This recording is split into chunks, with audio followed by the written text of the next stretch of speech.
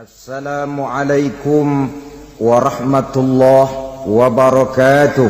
Waalaikumsalam warahmatullahi wabarakatuh.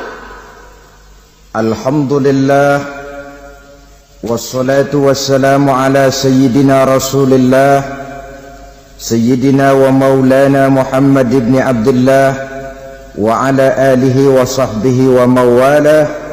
La haula wa la quwwata illa billah, amma ba'du. Bapak-bapak, ibu-ibu, saudara-saudara kaum muslimin rahimakumullah. Pada pertemuan yang lalu sudah saya jelaskan bahwa hidup selalu berakhir dengan kematian. Apabila datang kematian menimpa seseorang, datanglah kiamat baginya. Itu yang disebut dengan kiamat kecil.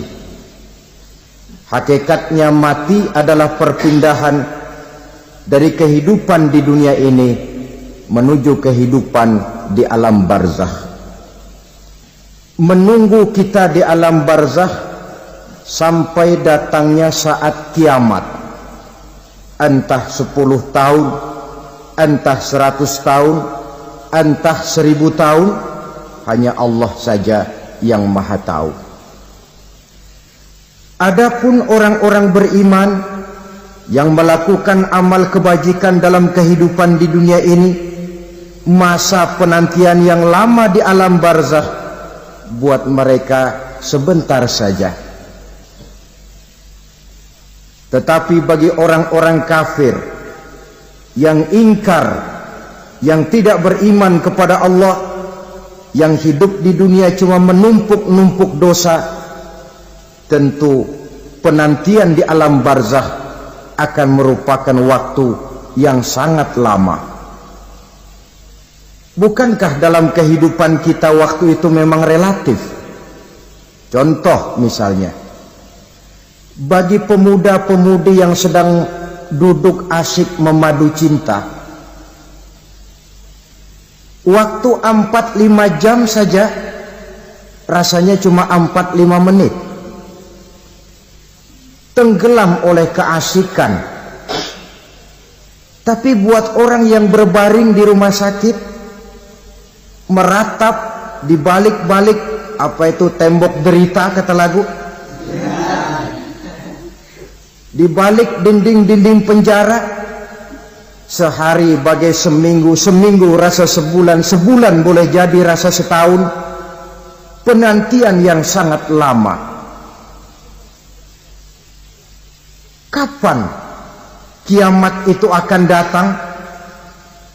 Ini rahasia Allah. Jangankan kita yang orang awam, baginda Nabi sendiri tidak diberitahu oleh Allah kapan kiamat itu akan terjadi.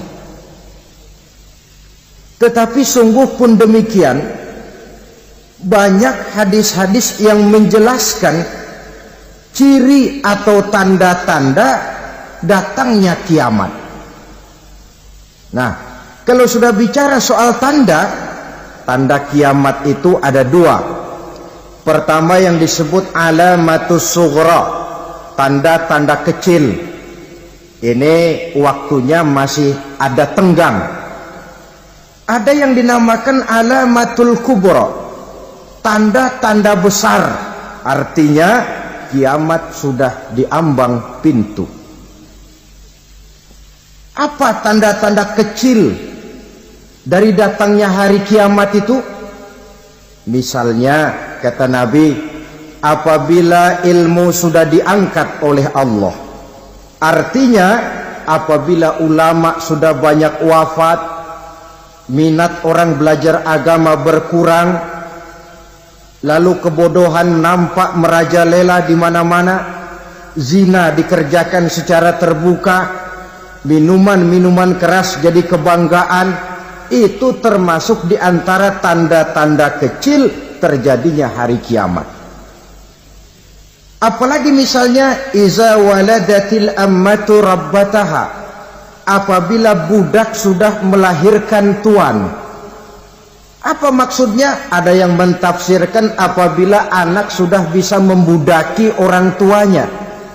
Orang tua yang melahirkan dia, yang membesarkan dia, demi setelah si anak besar jadi orang berpangkat, bertitel, berharta, berkedudukan, jadilah orang tua itu budaknya. Sehingga sering dibilang kalau orang tua kaya, anak jadi raja. Tapi kalau anak yang kaya, orang tua sering jadi budak. Apalagi munculnya fitnah yang bergelombang, timbul perang antara dua bangsa yang besar, waktu berjalan terasa sangat pendek sekali. Itu merupakan tanda di antara tanda-tanda kiamat. Termasuk di dalamnya sulit membedakan mana laki, mana perempuan. Kan kalau tanda-tanda kayak begini sekarang sudah banyak kita lihat kan.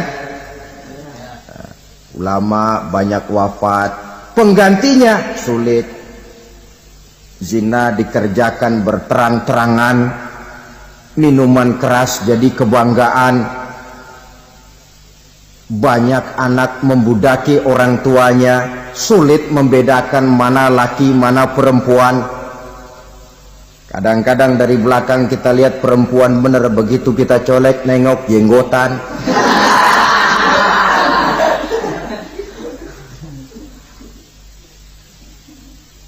Ini termasuk tanda-tanda kecil, masih ada tenggang sampai akan terjadinya kiamat itu. Nah, yang dimaksud dengan tanda-tanda besar, ini tanda besar artinya kiamat sudah diambang pintu. Pertama, matahari terbit dari sebelah barat. Apabila matahari sudah terbit dari arah sebelah barat, tertutuplah sudah pintu taubat. Bersabda Nabi kita, la taqumus sa'atu hatta tatlu'a syamsu min maghribiha. Tidak akan datang hari kiamat sampai matahari terbit dari arah sebelah barat.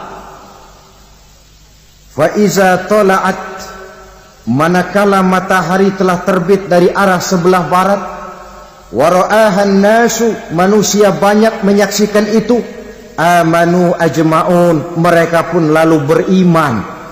Yang tadinya kafir, yang tadinya ingkar, yang tadinya membangkang, setelah melihat matahari terbit dari sebelah barat, buru-buru beriman, berlomba-lomba mengucap dua kalimat syahadat. Tapi apa yang terjadi? Kata Nabi, wadzalika hina la yanfa'u nafsan imanuha lam takun amanat min qabl. Hari itu adalah hari yang iman sudah tidak berguna lagi bagi seseorang apabila sebelumnya memang dia tidak pernah beriman. Au kasabat fi imaniha khaira, atau beriman tetapi tidak pernah melakukan kebajikan di dalam keimanannya itu. Hari yang sudah kasib, hari yang sudah terlambat, beriman tidak akan ada gunanya lagi. Ini pelajaran buat kita. Sebelum sang surya terbit dari sebelah barat, sebelum nafas sampai di tenggorokan, artinya pintu taubat masih terbuka. Kalau dua hal itu sudah terwujud, nafas sudah sampai di kerongkongan atau matahari sudah terbit dari arah sebelah barat, tertutuplah sudah pintu taubat. Tak ada lagi gunanya pangkat, jabatan, harta, bahkan beriman pun dalam suasana macam itu. Too late, kata orang Kulon. Sudah terlambat. Matahari terbit dari arah sebelah barat. Itu tanda besar, artinya kiamat sudah diambang pintu. Lalu apalagi tanda besar? Munculnya Dajjal. Dajjal artinya pendusta-pendusta yang menyesatkan manusia. Ada dua macam Dajjal, saudara. Ada Dajjal kecil, ini Dajjal kelas teri. Kalau ini sejak zaman Rasulullah sudah ada itu. Tiap zaman ada. Di zaman Rasulullah misalnya Ada yang bernama Aswad al-Unsi dari Yaman. Ada yang namanya Musailamah al-Kazzab dari Yamama. Ada yang namanya Ibnu Sayyad dari Madinah. Ini dajjal-dajjal di zaman Rasul. Musailamatul Kazzab memproklamirkan diri jadi nabi dia. Di zaman Rasul masih hidup. Ini dajjal zaman Nabi. Di zaman sahabat muncul dajjal-dajjal. Di zaman kita sekarang ini dajjal-dajjal pun gentayangan. Dajjal-dajjal kelas teri. Kerjanya mendustakan manusia, menyesatkan manusia, memalingkan manusia dari jalan yang benar dan diridhoi oleh Allah Subhanahu wa taala. Adapun yang merupakan tanda besar dari datangnya kiamat, dajjal-dajjal kelas kakap. Pembohong-pembohong besar yang menyesatkan masyarakat manusia berpaling dari jalan Allah mengikuti jalan mereka. Apa sih ciri dajjal itu? Kata Nabi dalam hadis Bukhari Muslim, "Innad dajjala", sesungguhnya yang namanya dajjal itu yakhruju, satu saat akan muncul mendekati hari kiamat. Wa inna ma'ahu ma'an, si dajjal ini membawa air. Wanaran, dan juga membawa api. Dua simbol. Di tangan yang satu dia bawa air, di tangan yang satu dia bawa api. Wa ammal ladzi yarahu an-nasu ma'an fanarun. Adapun yang orang banyak lihat air, hakikatnya adalah api. Yang dilihat api, hakikatnya adalah air. Oleh sebab itu, kalau api yang ditawarkan, ambillah air. Kalau air yang ditawarkan, pilihlah api. Maksudnya apa ini? Ini bahasa simbol, saudara-saudara. Dajjal bicaranya seolah-olah untuk kepentingan manusia. Menawarkan surga. Surga yang dia tawarkan hakikatnya neraka. Hai manusia, kalau kau mau bahagia, jangan dekat-dekat dengan agama. Solat itu tidak efektif dan efisien, tidak produktif dari segi ekonomi itu. Menghadiri majelis taklim cuma buang-buang waktu. Tahajud, tasbih, tahlil, baca Quran, apa itu? Pekerjaan mubazir saja. Hidup ini cuma sekali. Masa yang cuma sekali, manfaatkan dengan sebaik-baiknya. Mumpung. Dibawanya sifat mumpung, tetapi dalam pengertian yang sangat negatif. Bicaranya seolah-olah untuk kepentingan manusia, tetapi sebenarnya menjerumuskan manusia. Menawarkan air, tapi sebenarnya api. Menawarkan api, tapi hakikatnya air. Buat apa kamu sholat? Buat apa kamu bayar zakat? Buat apa kamu puasa? Surga yang dicanangkan dajjal hakikatnya neraka. Neraka yang digambarkan dajjal pada dasarnya adalah surga. Jadi memutarbalikan fakta itu kerjaan dajjal. Yang hak jadi batil, yang batil dibilang hak, yang benar jadi salah, yang salah malah jadi benar. Tuntunan disuruh jadi tontonan, tontonan malah menjadi tuntunan. Itu pekerjaan dajjal profesinya. Zamannya Nabi Adam, dajjalnya kan iblis. Betul? Betul. Apa sih gang kerayuan iblis itu? Allah setelah menciptakan Nabi Adam kan bilang, Adam, kau dan istrimu Hawa tinggal di surga ini. Seluruh fasilitas yang ada di surga persilahkan kau nikmati. Satu yang tidak boleh, jangan coba-coba dekati pohon khuldi. Dekat saja jangan, apalagi sampai memetiknya. Datang dajjal yang namanya iblis ini.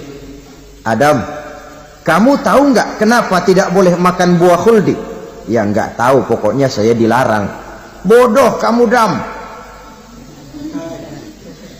Khuldun artinya kekal. Kalau kamu makan itu buah, kau akan kekal di surga buat selamanya. Allah tidak kepengen, maka dilarang kamu makan buah khuldi. Kalau kau ingin kekal di surga Adam, makan saja. Saya bicara begini ini untuk kepentingan kamu Adam. Ini kan ciri-ciri Dajjal. Bicaranya sih seolah-olah untuk kepentingan Nabi Adam. Hakikat sebenarnya menjerumuskan Nabi Adam supaya ingkar dan melanggar larangan dari Allah Subhanahu wa ta'ala. Jadi setelah muncul Dajjal, timbul kekacauan-kekacauan di masyarakat. Banyak yang terpengaruh, terpedaya dan terpesona. Termasuk mereka yang memproklamirkan diri jadi nabi, mereka yang memproklamirkan diri jadi rasul di zaman sesudah Rasulullah wafat. Itu adalah Dajjal.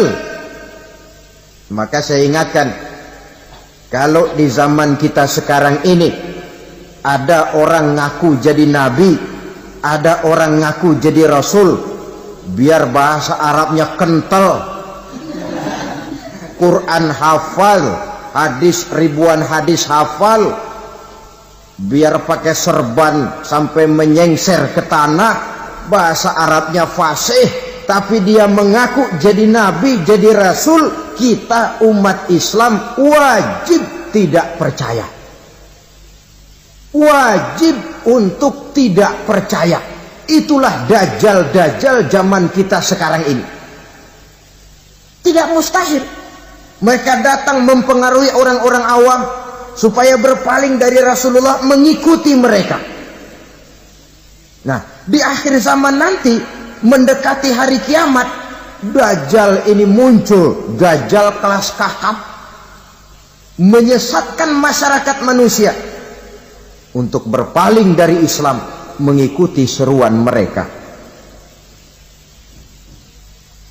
Apalagi di antara datangnya kiamat itu, tanda yang besar itu, turunnya Nabiullah Isa Al-Masih, putra Maryam. Menurut berbagai hadis yang sahih, Nabi Isa Al-Masih nanti akan turun lagi, tidak membawa risalah yang baru, tapi meluruskan risalah Islam ini yang telah banyak ditinggalkan oleh masyarakat. Bahkan ada hadis menjelaskan beliau akan membunuh Nabi, mematahkan kayu-kayu salib, lalu melaksanakan haji dan umrah mengikuti syariat Nabi Muhammad, bukan membawa agama baru. Menjadi semacam mujaddid, reformer, menyelamatkan manusia dari bisikan Dajjal. Bahkan ada riwayat yang menjelaskan bahwa Nabi Isa berhasil mengalahkan Dajjal, mengembalikan masyarakat manusia kembali kepada ajaran Islam yang datang dari Allah, dibawa oleh Rasulullah Sallallahu Alaihi Wasallam. Dengan kata lain, turunnya Nabi Isa bukan sebagai Nabi dan Rasul baru, tetapi mengikuti syariat Nabi kita Muhammad Sallallahu Alaihi Wasallam. Saudara hadirin, ibu-ibu hadirat yang saya hormati, kemudian apalagi di antara tanda-tanda besar akan datangnya kiamat itu? Keluarnya asap atau awan. Kata Nabi, inna min asrati sa'ah dukhanan yamla'u ma bainal masyriqi wal maghrib. Di antara tanda-tanda kiamat, munculnya awan atau asap yang memenuhi antara langit dan bumi. Ini pun diperkuat dalam surah Ad-Dukhan ayat 10. Fartaqib yauma ta'ti as-sama' bidukhanin mubin fayughshan nas hadza azabun alim. Bagi orang-orang yang beriman, mereka biasa-biasa saja. Tapi bagi orang kufur, datangnya asap dan awan ini merupakan azab yang kelewat pedih. Barangkali sedikit mendekati gambaran tentang azab yang pedih ini, saya ingatkan alam pikiran kita kepada peristiwa yang belum lama terjadi.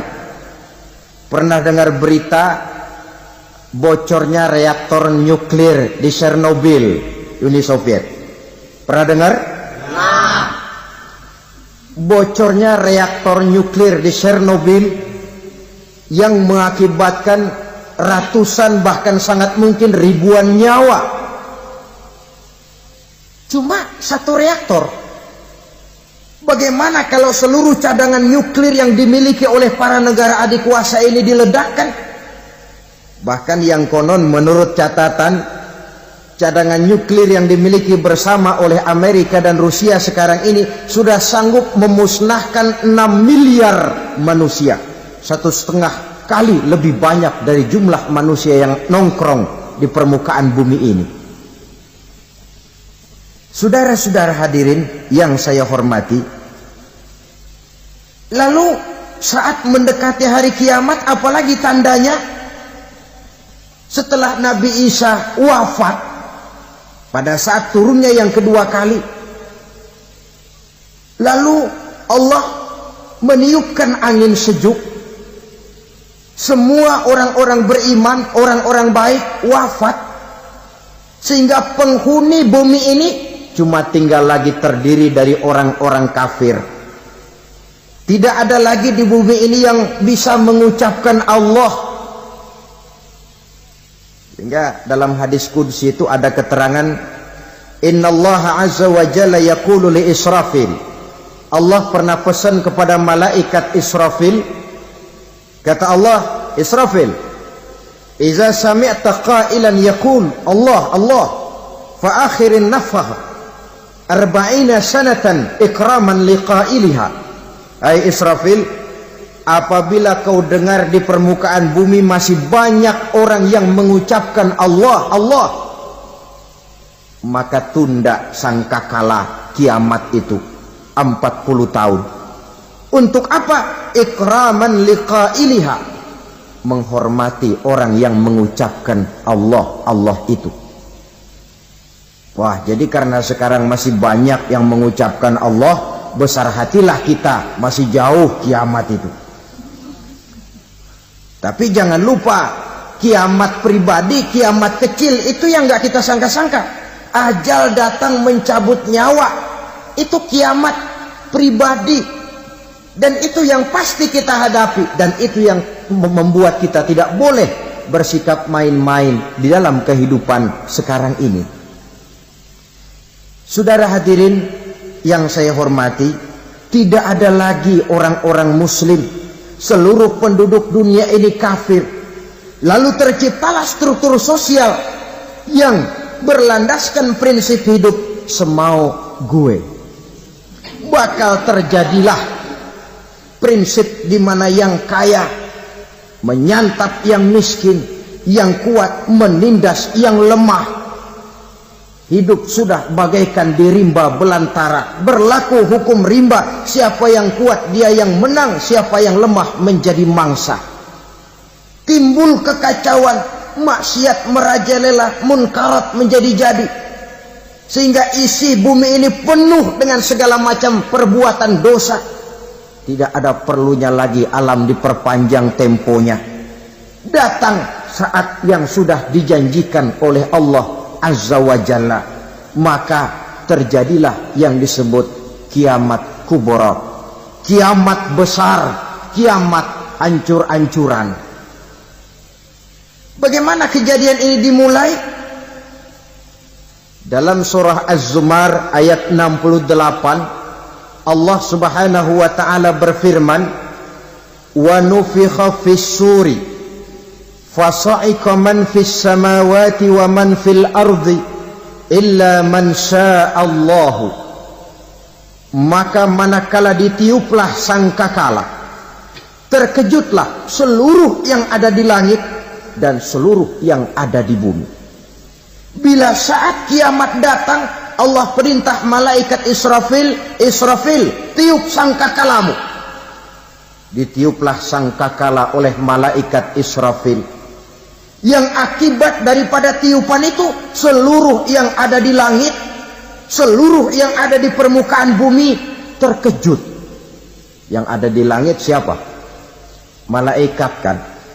Bayangin aja kalau malaikat kaget, apalagi kita. Terkejut seluruh makhluk yang ada di bumi, yang ada di langit mendengar suara sangkakala itu. Bunyinya tidak sanggup kita bayangkan dahsyatnya. ledakan nuklir, ledakan neutron, belum apa-apa ketimbang bunyi sangkakala malaikat Israfil ini. Nah, lalu mendengar bunyi sangkakala ini, gemparlah makhluk, kacaulah alam. Bumi gempa, planet-planet bertabrakan, gunung meletus, air laut tumpah ke darat, angin topan bertiup, halilintar menyambar. Lalu semua yang bernama hidup mati total. Mati bareng tanpa persiapan. La haula wala quwata illa billah. Saya kadang-kadang dalam tafakur bermohon, ya Allah, mudah-mudahan saya enggak nemuin kiamat beneran. Ngeri. Tidak bisa kita bayangkan macam apa suasana seperti itu. Allah saja banyak memberikan gambaran, misalnya Al-Qari'ah, wa mal qari'ah, wa ma adraka mal qari'ah. Kejadian yang menggemparkan. Tahukah kamu apa kejadian yang menggemparkan itu? Yauma yakunun nasu kal farasil mabsus wa takunul jibalu kal ihnil manfus. Pada saat itu manusia berterbangan bagai kupu-kupu, gunung berterbangan seperti kapas ditiup angin. Gunung saja macam kapas, konon lagi manusia. Kematian total, mulai semut sampai gajah mati, jin mati, iblis mati, malaikat mati. Malaikat saja mati. Saudara hadirin yang saya hormati, kematian total yang tanpa persiapan. Orang bilang, Pak, kalau mati bareng begitu yang repot malaikat maut dong ya. Cabut sana, cabut sini. Itu kalau menurut logika kita, mestinya begitu menurut logika. Tapi logika juga yang bilang nggak perlu serepot itu. Sebab untuk mematikan listrik di wilayah DKI, di wilayah Jakarta, nggak perlu tiap rumah didatengin matiin ya lama. Cukup dari kantor pusatnya saja PLN, tekan satu tombol, gelaplah seluruh Jakarta. Saudara hadirin yang saya hormati, kematian total. Lalu setelah kematian total, planet-planet juga mati, dalam arti tidak bergerak dan beredar. Angin mati, dalam arti tidak bertiup. Air mati, dalam arti tidak ada riak gelombang. Pokoknya semua mati. Kullu nafsin za'iqatul maut, semua yang bernafas mati. Dalam ayat lain, kullu man 'alaiha fan, semua yang ada di permukaan bumi fana. Yang kekal cuma Allah Subhanahu wa ta'ala. Yang paling belakang mati malaikat maut dan malaikat Israfil. Tapi mati juga sesuai dengan janji Allah. Menurut hadis Bukhari Muslim dari Abi Hurairah, masa tenggang waktu antara kematian total pada tiupan sangkakala pertama dengan proses kebangkitan pada tiupan sangkakala kedua 40 lamanya. Tidak dijelaskan oleh Abi Hurairah 40 jam, apa 40 hari, apa 40 tahun. Hadis-hadis cuma menyebutkan 40 saja. Sunyi alam, yang tinggal cuma Allah saja lagi. Ketika itu Allah berseru-seru, katanya, limanil mulkul yauma. Siapa para penguasa hari ini? Mana itu raja-raja dan penguasa yang dulu mengaku jadi Tuhan? Fir'aun. Mana Fir'aun sekarang? Yang dulu jadi raja, merasa berhasil, sombong, lalu tidak mau turun-turun dari kekuasaannya. sampai kepada puncak kekurang ajarannya mengangkat diri jadi Tuhan. Mana itu Fir'aun? Namrus, mana sekarang Namrus? La ilaha illa ana, ternyata tidak ada Tuhan lain selain daripada aku, kata Allah. Proses kemudian, saudara-saudara, turunlah hujan dari langit. 40 lamanya hujan itu. Tidak jelas juga 40 jam apa 40 hari. Setelah air turun membasahi, datanglah tiupan sangkakala yang kedua. Semua yang bernama mati bangkit dari kuburnya masing-masing. Ini yang disebut Yaumul Ba'thi, hari kebangkitan. Allahu Akbar. Pada saat kita bangkit dari kubur kita masing-masing, kumpul di padang mahsyar namanya. Bayangin aja, saya sendiri nggak sanggup bayangin. Manusia sejak zaman Adam sampai zaman kiamat kumpul bareng di tempat sama. Berapa banyaknya itu?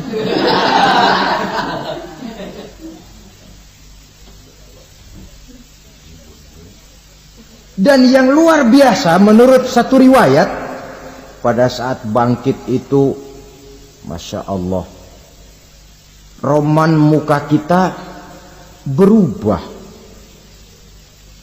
disesuaikan dengan amalan kita waktu di dunia ini. Barang siapa yang waktu di dunia amalannya itu amalan tikus, di akhirat nanti dia bangkit dari kubur, mukanya seperti muka tikus. Gagah betul badannya, tapi mukanya seperti tikus. Kenapa? Amalannya waktu di dunia seperti amalan tikus. Apa amalan tikus itu? Suka ngegeragoti barang yang sudah disimpan rapi-rapi. Orang sudah simpan uang rapi-rapi, simpan perhiasan rapi-rapi, digeragoti oleh tikus. Maling-maling, pencoleng-pencoleng, koruptor-koruptor, itu nanti di akhirat nanti kita lihat mukanya seperti muka tikus. Oh, ini waktu di dunia suka nyolong, mukanya seperti muka tikus. Barang siapa yang waktu di dunia ini amalannya itu amalan macan, dia akan bangkit nanti mukanya seperti muka macan. Apa amalan macan? Macan itu amalannya menang-menangan. Orang yang mau menang saja nggak mau mengalah. Coba lihat di hutan, kenal hutan nggak? Di hutan, raja hutan di mana-mana pasti macan, betul kan? Betul. Padahal hutan belum pernah bikin pemilihan umum. Tapi macan tidak peduli ada pemilihan umum apa tidak, pokok saya raja. Sebab apa? Macan jadi raja itu bukan karena benar, tapi karena kuat jadi raja. Setelah dia jadi raja, rakyat hutan yang mesti dilindungi malah dimakan oleh raja macan. Kambing rakyat hutan dimakan oleh macan. Ayam rakyat hutan dimakan oleh macan. Itu nanti kita lihat di akhirat itu mukanya seperti muka macan, gagah betul. Lalu barang siapa yang di dunia ini amalannya itu seperti amalan anjing, nanti dia punya muka seperti muka anjing. Apa amalan anjing? Pertama, anjing itu kalau disuruh jaga rumah, dia tidak bisa membedakan mana maling, mana tamu.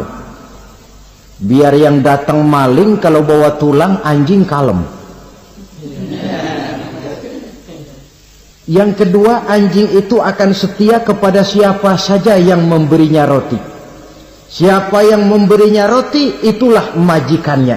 Apa kata majikannya pasti dia laksanakan. Soal benar atau salah dia tidak peduli. Setelah anjing dapat roti, dia tidak punya pilihan lain kecuali bilang, abdi mah kumaha juragan wae ayeuna mah.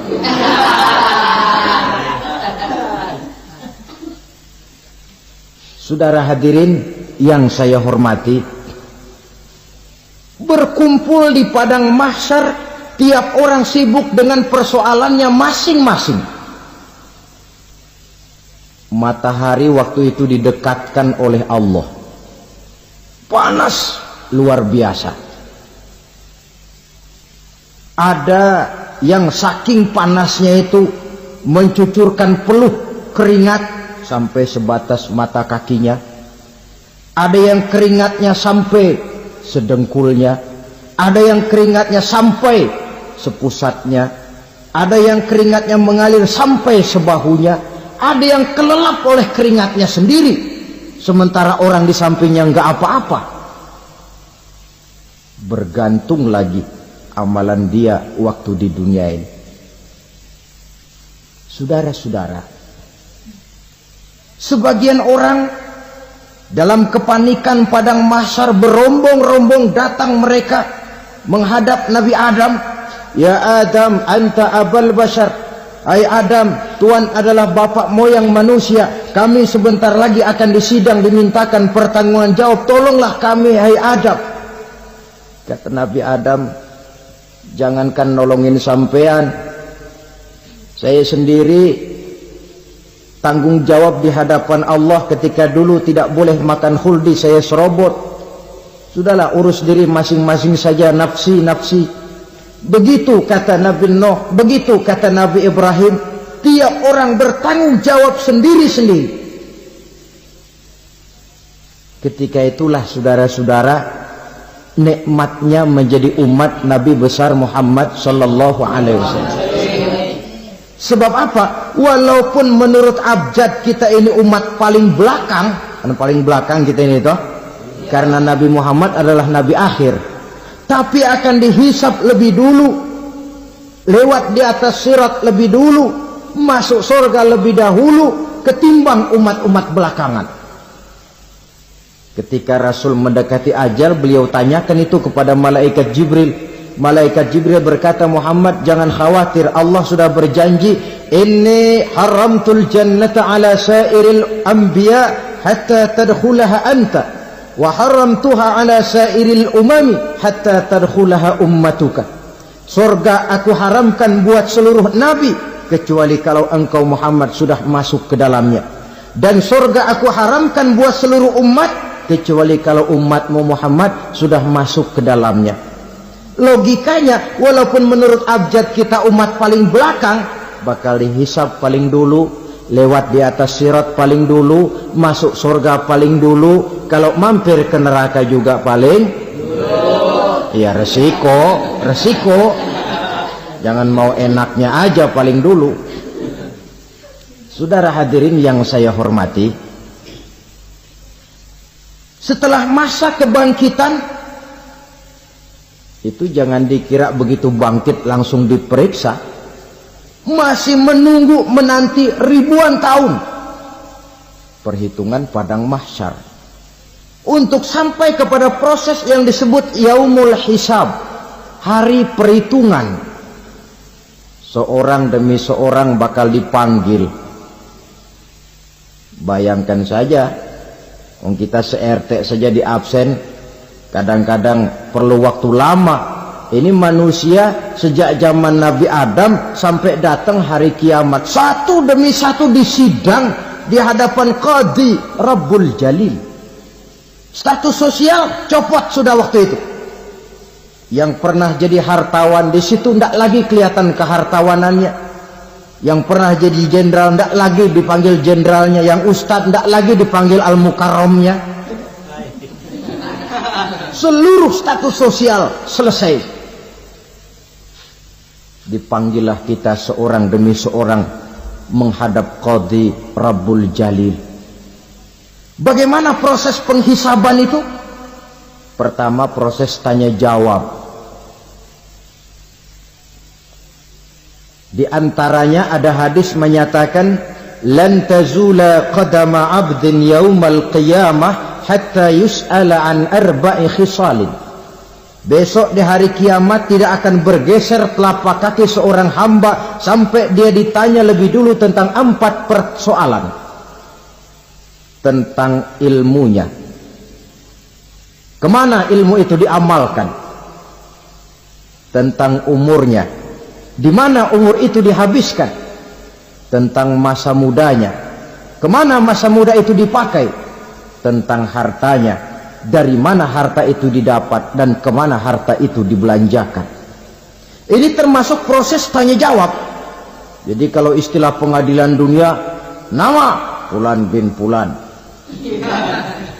Kamu waktu di dunia diberikan umur panjang untuk apa? Pernah mengalami masa muda, kemana kau habiskan masa remajamu? Kau diamanahkan ilmu, dengan apa ilmumu kau amalkan? Kau diberikan harta, dari mana harta kau dapat, kemana kau belanjakan? Tak seorang pun yang bisa mungkir. Sebab apa? Dikala itu yang menjadi saksi bukan orang. Yang menjadi saksi adalah seluruh anggota badan kita. Tangan bicara, kaki jadi saksi terhadap seluruh amalan yang pernah kita kerjakan pada saat kehidupan di alam dunia ini. Selesai proses tanya jawab, lalu diperlihatkan buku catatan kita waktu hidup di dunia ini. Jangan lupa Allah itu menyiapkan 2 superkomputer kepada kita. Sebelah ditempelin sebelah kanan, yang sebelah tempelin di sebelah kiri. Komputer itu namanya Raqib dan Atid. 2 malaikat yang apabila baik kita lakukan, refleks saja akan menulis kebajikan kita. Jahat kita kerjakan akan tertulis. Catatan itu nanti diperlihatkan kepada kita. Waduh, alangkah malunya pada saat diperlihatkan catatan kita, buku rapot kita merah melulu.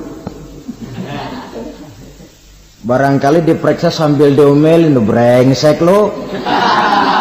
Buku merah melulu begini, bagaimana waktu hidup di dunia?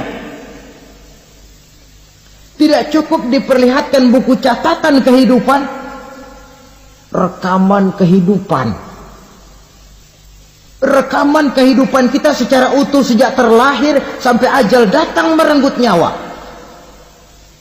Barangkali mirip dengan video sekarang ini, di mana terekam dengan baik seluruh kegiatan kita sejak yang sekecil-kecilnya sampai kepada yang sebesar-besarnya.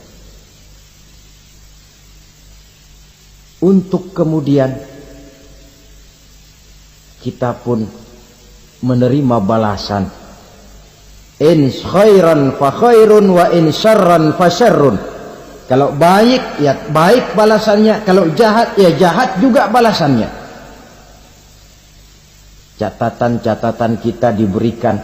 Kalau banyak kebajikannya diberikan di tangan kanan dengan cara yang halus.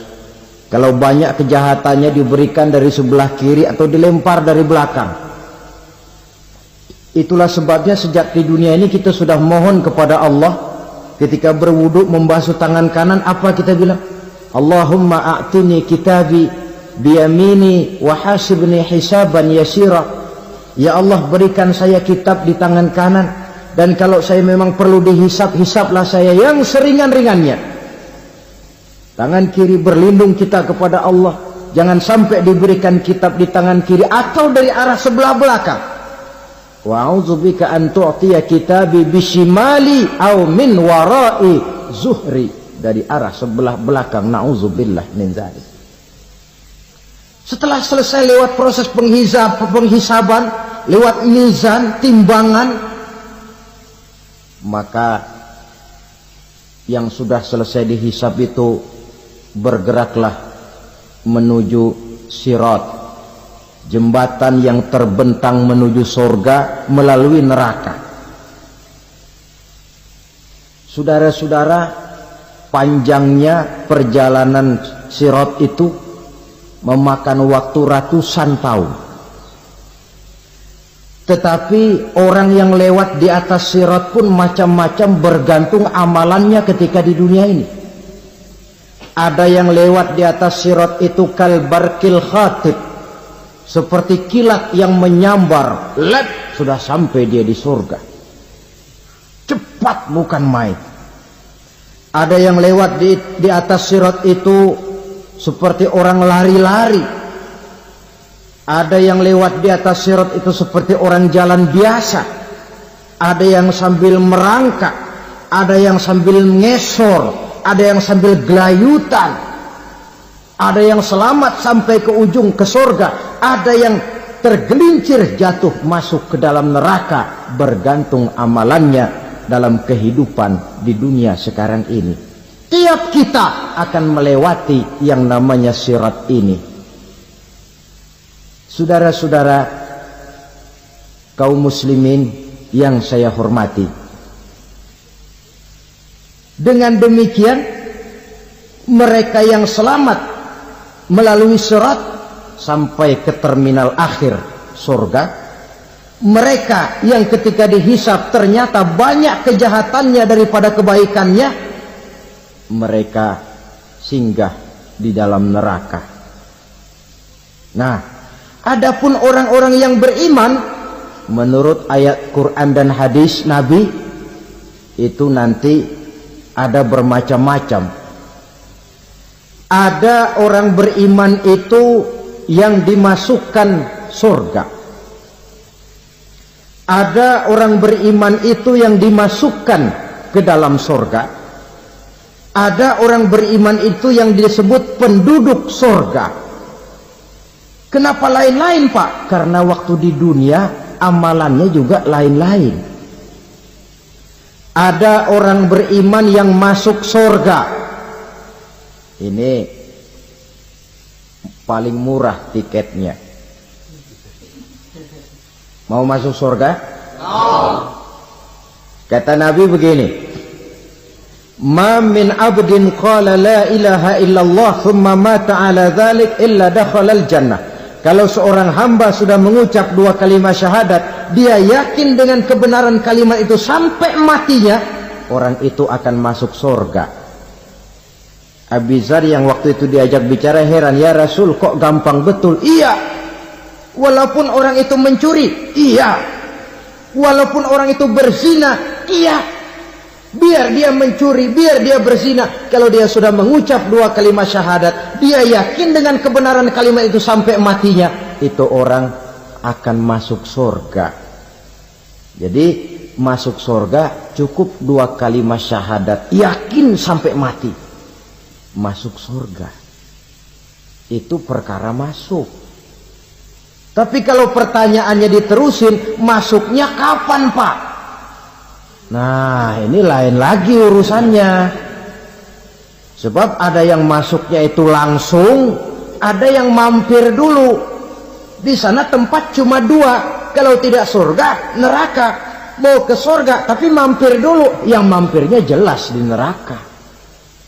Kenapa? Dalam hadis qudsi ada riwayat, nanti itu di akhirat, setelah Allah selesai mengatur penduduk surga masuk surga, yang neraka masuk neraka, Allah berkata kepada malaikat Malik, malaikat Malik, labaik ya Allah, itu bajingan-bajingan tengik, manusia-manusia durjana yang waktu di dunia tidak mau sujud, jauh dari ulama, gemar melakukan yang munkarat dan maksiat, hidup di tengah masyarakat selalu jadi bibit keonaran, kufur, sudah masuk neraka semua.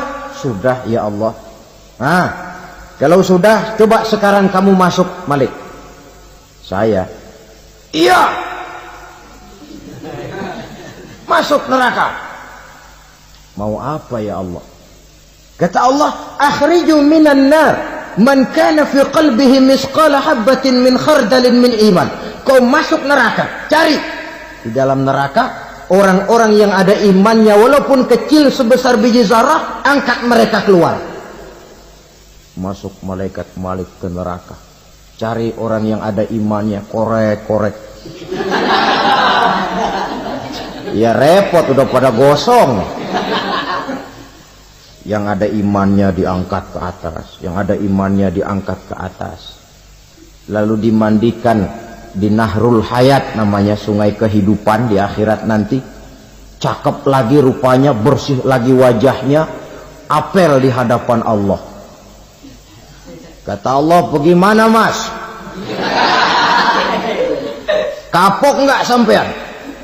Kapok ya Allah. Nah, kalau kapok, idhab fadkhulil jannah, pergi masuk surga sana.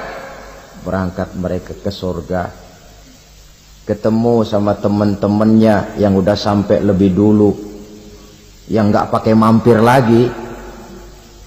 Terjadi dialog. Kata teman-temannya yang udah pada nyampe duluan, mas, iya, emang baru sampai? Saya baru sampai. Memang mampir di mana dulu mas? Kita sudah lama sampai di surga.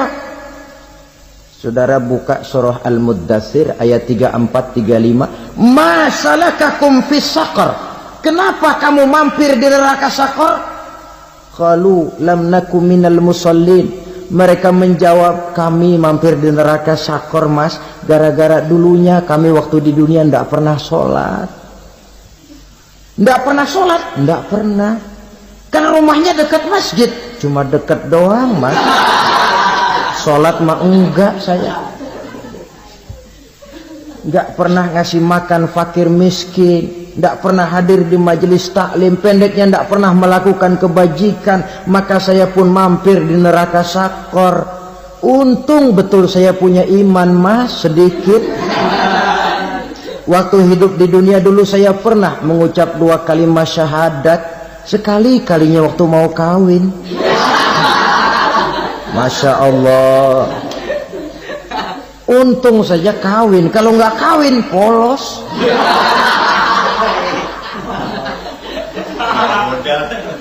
Itu juga pengulu sudah setengah mati ngajarin. Asyhadu alla, asyaduaan, asyaduaan.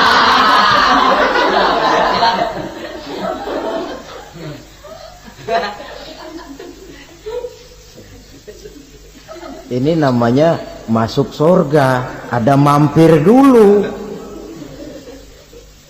Ada pula orang mukmin itu yang dimasukkan surga. Namanya dimasukkan kan terima beres.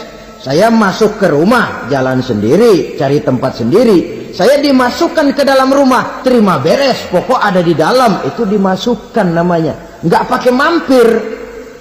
Tapi tentu tiketnya lebih mahal ketimbang yang pertama tadi. Apa kata Allah? Innal ladzina amanu wa amilus salihat la ukaffiranna anhum sayyi'atihim wa la udkhilannahum jannah. Sesungguhnya orang-orang yang beriman kemudian beramal soleh, kami hapuskan segala dosa dan kesalahannya, kami masukkan mereka ke dalam surga. Lihat ayatnya, Allah yang memasukkan, kita yang dimasukkan. Tidak pakai transit, tidak usah mampir.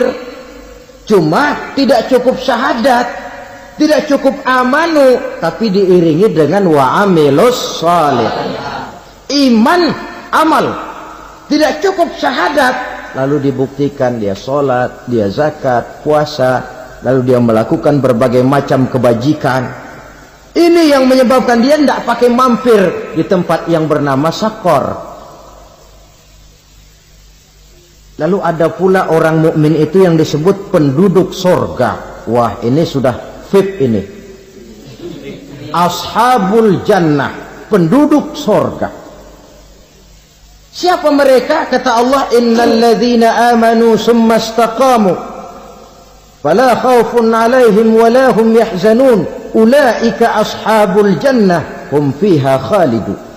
Sesungguhnya orang-orang yang beriman lalu istiqamah, tetap dalam melaksanakan perintah Allah, tidak goyah, tidak labil tapi stabil, istiqamah, mereka tidak takut dan tidak bersedih hati. Merekalah penduduk surga. Iman, istiqamah. Tidak punya duit, sembahyang. Banyak duit, sembahyang. Miskin, sembahyang. Kaya, tetap sembahyang. Istiqomah. Kadang orang kalau susah rajin ke masjid, banyak duitnya ngelihat masjid melengos.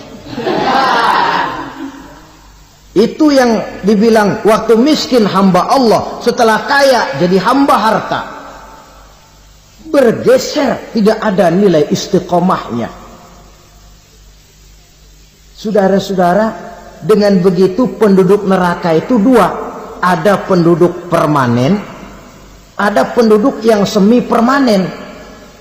Yang semi permanen orang-orang beriman yang mempunyai dosa besar. Mereka masuk ke neraka untuk menerima azab sesuai dengan dosanya.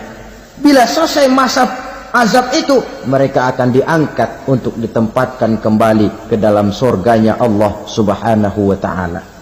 Nah, dikala itulah saudara-saudara, ada yang disebut syafaat dari Rasulullah Sallallahu Alaihi Wasallam. Tapi tentu jangan lupa, syafaat ini ibarat kain menambal dia. Kita punya kain bolong-bolong sedikit, syafaat yang menambal. Sholat kita ada kurang dikit, sedekah kita ada campur riak dikit, amalan kita ada tidak karena Allah dikit, kita berharap syafaat. Jadi biarlah kain masih bolong-bolong, yang penting punya kain. Tapi kalau kainnya tidak ada, yang ditambal apanya? Sholat tidak, puasa tidak, zakat tidak, berharap syafaat saja, ya, terlalu berlebihan itu. Saudara hadirin yang saya hormati, apabila selesai proses penghisaban, proses penghitungan, maka dikala itulah manusia terbagi dalam dua kelompok besar. Fariqun fil jannah wa fariqun fis sa'ir. Sekelompok orang-orang beruntung yang masuk ke dalam surga, dan sekelompok lagi masuk ke dalam neraka. Akan memakan waktu untuk menceritakan sifat surga dan neraka, tapi insya Allah pada kesempatan pertemuan lain saya sampaikan. Namun sebagai gambaran umum cukuplah saya sampaikan sebuah hadis qudsi. Allah jelaskan, a'dadtu li'ibadiyas salihin ma la aynun ra'at wa la uzunun sami'at wa la khatara fi qalbil bashar. Aku sediakan buat hamba-hambaku yang soleh, yang tidak pernah terlihat oleh mata, tidak pernah terdengar oleh telinga, dan belum pernah terdetik dalam hati manusia. Jadi kenikmatan surga belum pernah dilihat mata, belum pernah didengar telinga, belum pernah terdetik dalam hati. Pedihnya azab neraka belum pernah terlihat mata, belum pernah terdengar telinga, belum pernah terdetik dalam hati. Saudara hadirin yang saya hormati, oleh karena itu, sebagai uraian akhir daripada kiamat ini, marilah sama-sama kita memanfaatkan hidup dengan sebaik-baiknya, supaya jangan timbul penyesalan di hari kemudian nanti. Mudah-mudahan kita seluruhnya diselamatkan Allah dari azab neraka dan mendapat surga dan ridhonya. Sekian dan demikianlah pertemuan kita kali ini. Terima kasih banyak atas segala perhatian. Mohon maaf atas segala kekurangan. Usikum wa nafsi bitaqwallah. Wassalamualaikum.